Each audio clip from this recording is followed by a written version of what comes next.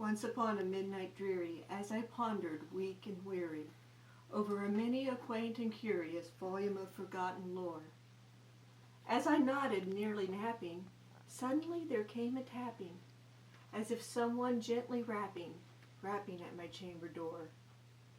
"'Tis some visitor," I muttered, tapping at my chamber door. "Only this, and nothing more."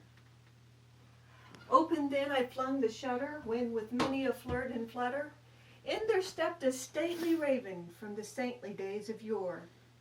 Not the least obstinance made he, not a moment stopped nor stayed he, but with the mien of lord or lady perched above my chamber door, perched upon a sculptured bust just above my chamber door, perched and sat, and nothing more. Then methought the air grew denser, perfumed by an unseen censer, swung by seraphim whose footfalls tinkled on the tufted floor. "Wretch," I cried, "thou God hast lent thee, by these angels he has sent thee, respite and nepenthe from the memories of Lenore. Quaff, oh quaff this kind nepenthe, and forget this lost Lenore."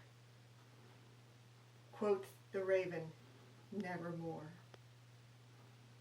"Prophet," said I, "thing of evil, prophet still if bird or devil, by the heaven that bends above us, by that God we both adore, tell this soul with sorrow laden, if within the distant Aidenn it shall clasp a sainted maiden whom the angels named Lenore, clasp a fair and radiant maiden whom the angels named Lenore."